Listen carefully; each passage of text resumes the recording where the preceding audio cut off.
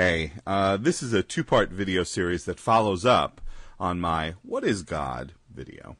The purpose of this video is threefold. First, I'll offer what I hope is a clearer statement of what is at issue than I offered in the previous video. Second, I'll show that believers are unable to positively and coherently set forth what God is. Third, I'll show that believers are in fact agnostics, a fact that brings into sharp relief the fundamental and indeed fatal flaw of the theistic project. First, a clearer statement of what is at issue. The question, what is God, is logically prior to the question, does God exist?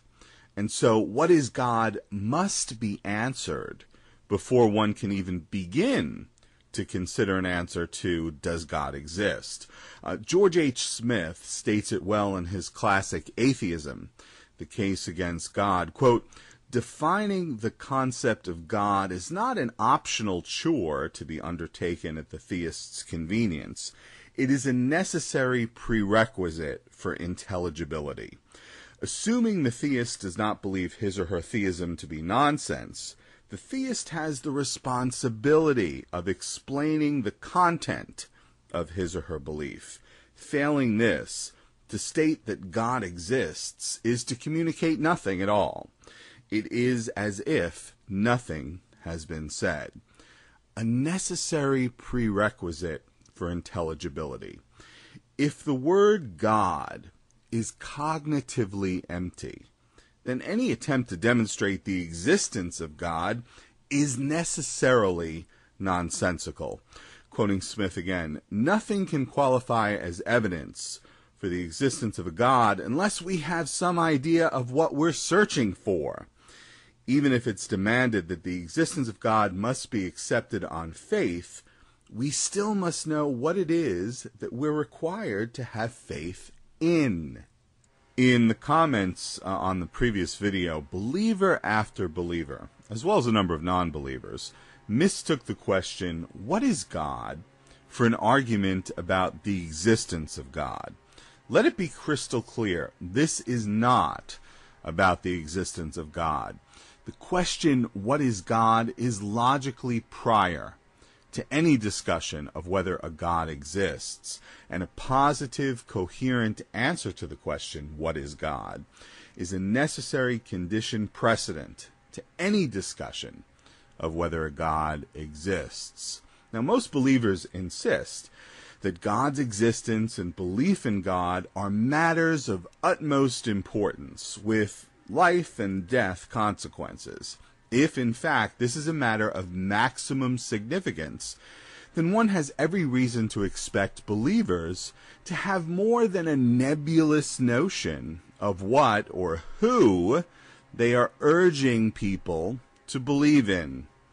Atheists, skeptics, doubters, and the like often let believers off the hook with respect to this question, what is God?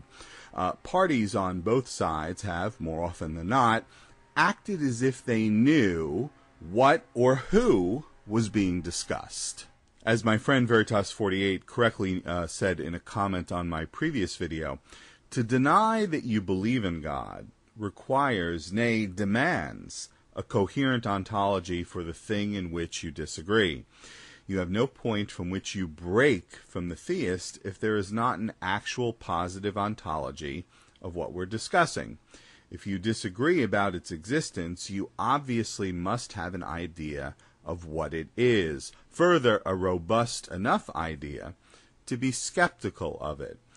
My contention here is that in the theist-atheist debate, neither side is working with a positive, coherent ontology of God.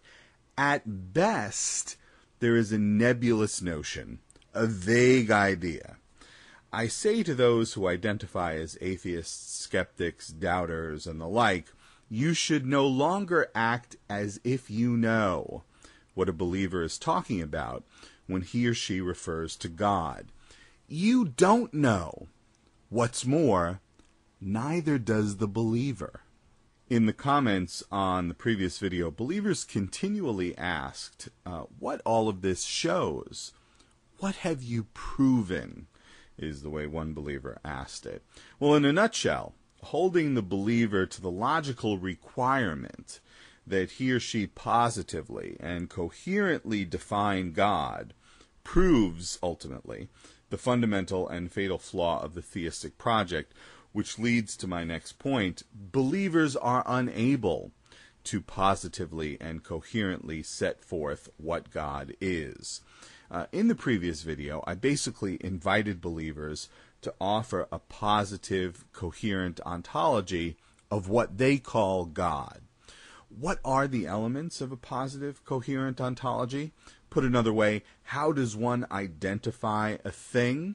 Well, there are three elements. Number one, a primary attribute.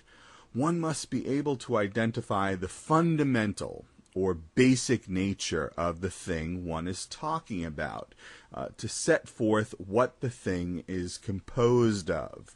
Every entity has a specific nature that determines the capacities of that entity. A primary attribute identifies what that nature is. As George H. Smith puts it in Atheism, the Case Against God, quote, "To be is to be something, as opposed to nothing, and to be something is to be something specific." Number two, secondary attributes. These are character traits or abilities, capacities of the thing.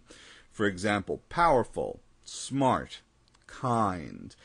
Number three, relational attributes. These are the capacities of the thing to relate to and interact with other things.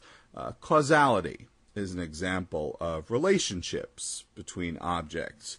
Comparatives and superlatives are another. Joe is taller than Javier, but Shannon is the tallest of the three. If someone asked me, what is Joe? And I said, Joe is taller, I will not have answered the question I was asked. Attributes like taller and tallest only make sense relationally. In response to my earlier video, believers failed to provide a positive, coherent ontology for what they call God. Many believers made the common mistake of offering various negative and or secondary and relational attributes of what they call God. Now, common as it is for believers to do this, it fails to answer the question, what is God? If I tell you that X is powerful, not yellow, beautiful, simple, communicative, in existence, greater than I am, and doesn't have two legs, I haven't told you what X is. Ticking off a list of negative, secondary, and or relational attributes will never tell us what X is. We need that positive, coherent, primary attribute to know what X is. Okay, I'll pick this up in part 2. See you there.